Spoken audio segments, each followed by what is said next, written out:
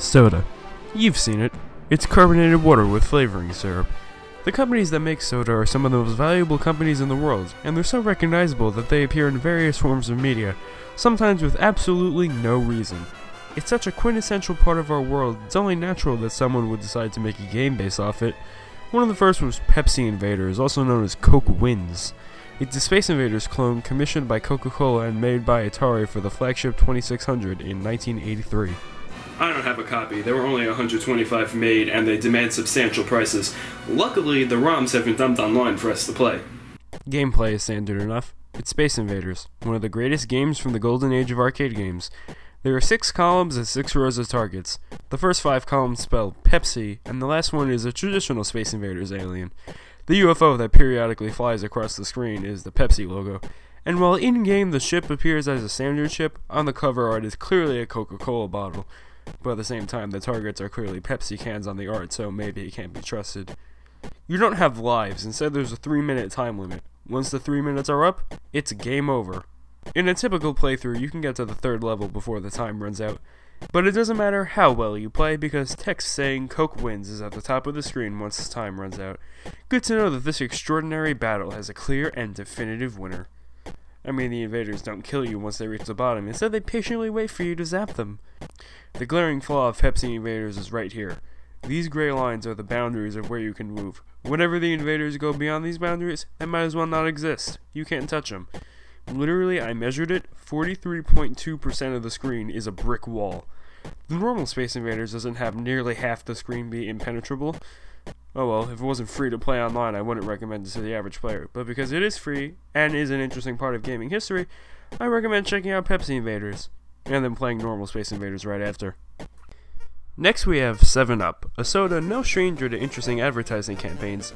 7-Up introduced Cool Spot in 1987 when they were advertising themselves as the Uncola. Literally, Spot is just an anthropomorphic version of the circle in the 7-Up logo. There were 3 video games based on Spot, the first being Spot, the video game, released for the NES, Game Boy, and several home computers. It was developed by Virgin Games and published by Arcadia.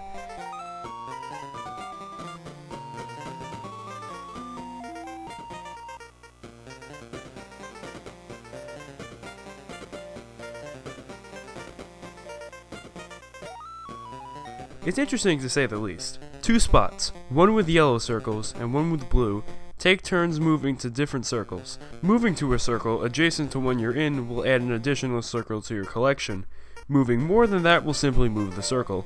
Once you land in a space, any of the opponent's circles adjacent to your circle will change color.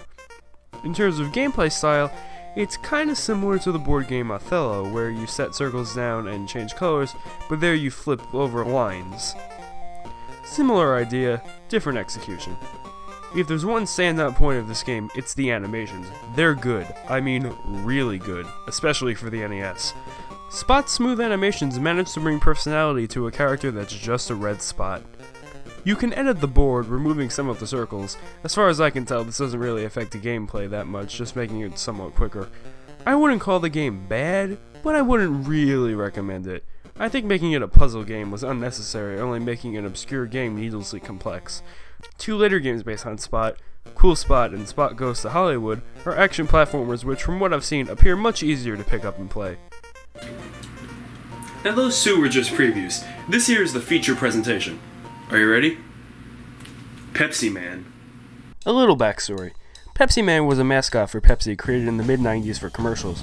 Although the commercials feature Western actors, they were only aired in Japan. Sometimes the actors speak in English with Japanese subtitles, and other times they're poorly dubbed in Japanese. The gist of these commercials is that someone would be thirsty or throwing a tantrum or just happen to be in Pepsi-Man's way, and the CGI-clad Pepsi-Man would run to them and grant them the gift of Pepsi. The commercials were successful, helping improve Pepsi sales in Japan. There was even Pepsi Woman used to advertise Diet Pepsi Twists, which had a lemon flavor. Nowadays, the commercials have become somewhat obscure and Pepsi-Man is best remembered for video games. His first game appearance was in the Japanese Sega Saturn version of Fighting Vipers, but his most well-known appearance was the self-titled Pepsi-Man.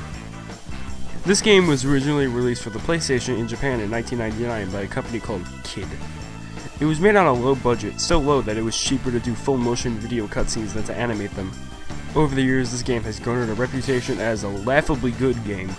I wanted to experience it for myself, but there's one problem. The game was only released in Japan and PlayStation systems are region locked. But luckily for us, there's Bleem, a PlayStation emulator that's compatible with the Sega Dreamcast. Bleem allows PlayStation ROMs to be dumped onto Dreamcast discs. Unfortunately, the full motion cutscenes couldn't be emulated properly, but that doesn't really matter because they can easily be found online. Look at that. Pepsi-Man fervently telling us to drink. I love how direct it is. They should bring it back as a worldwide marketing campaign.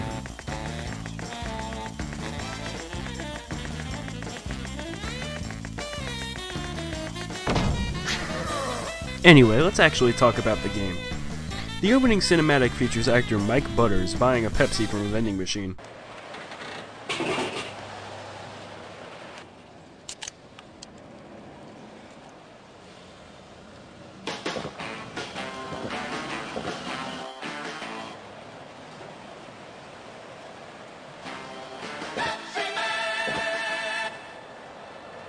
Look at him.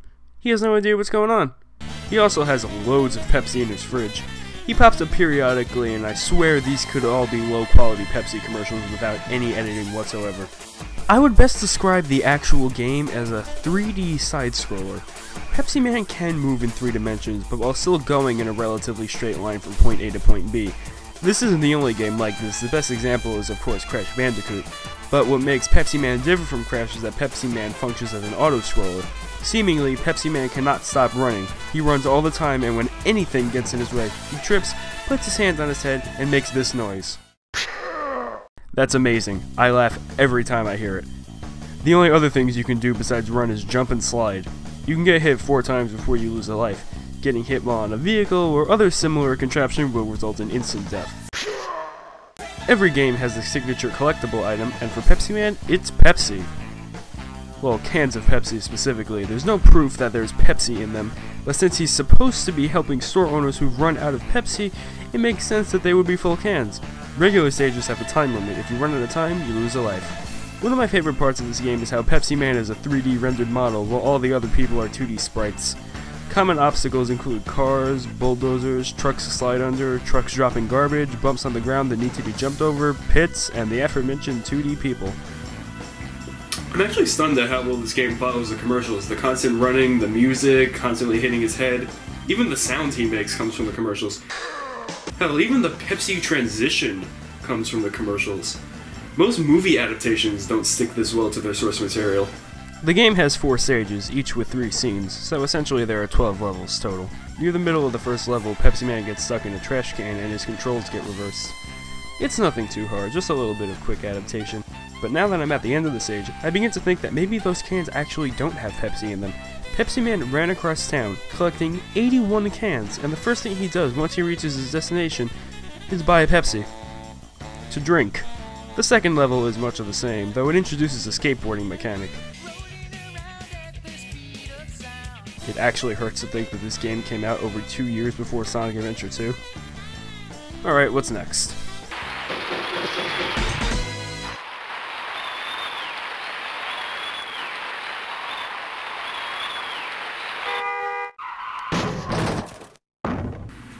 What can I say?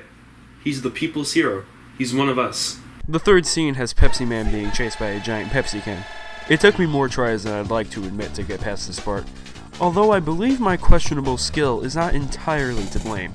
From all the footage I've seen of the original PlayStation version, this part has both Pepsi-Man and the can moving significantly slower. I think the emulation sped it up, thus making it much more difficult. The first day I was recording footage for this, I played this part dozens of times and eventually rage quit, and then the next day I got through it on the first try. I guess it's just how you happen to play in a given moment. I had similar issues with the following scene, but at least that one had some substance to it. By the way, what happened here? The last stage was a relatively peaceful San Francisco. This looks like an apocalyptic New York. Did I spend so long running from that Pepsi can that some big disaster happened? How long was I gone? No! While you really only had to slide a couple of times previously, here it's something that must be mastered. There's a constant barrage of construction beams that you must maneuver under.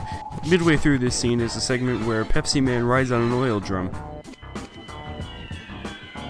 Look at how faded these Pepsi crates are. They look abandoned. The part I actually had trouble with was this section with so many fallen beams and girders. Once you think you figured it out, the game throws bottomless pits at you. I tried and tried, but just couldn't do it. This was when I noticed that Pepsi-Man actually had help, since before that I only died and insta-kill things. This made me rage quit again, but then my heart sank when I realized I didn't save, which means if I want to get to this again, I'd have to replay this. Oh well, I guess we can still watch the ending cutscene. Pepsi is...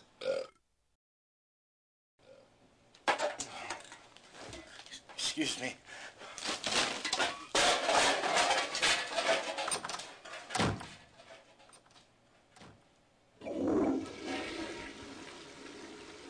I don't know what's more unbelievable, the fact that he drank more than 50 cans of Pepsi without using the bathroom, or the fact that when he gets to the bathroom he seemingly lets it all out in 3 seconds. Personally, I really like Pepsi-Man. It was challenging for me, but I really do think it was because of the emulation. If you can get an original copy for a Japanese console, I say play it. I think it'll be moderately challenging and a whole lot of fun. Sure, it's a guilty pleasure game, but that doesn't make it any less enjoyable. This game is beloved by gamers, and I think it's because the concept behind it is so ridiculous that it's amazing. It has been played by several gamers over the years, and was even speedrun at the most recent GDQ. The game is fun and encourages replay. Give it a try if you can find it. Hey, I'm out of Pepsi.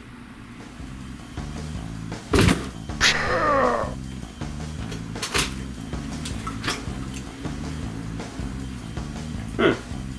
Thanks, Pepsi-Man.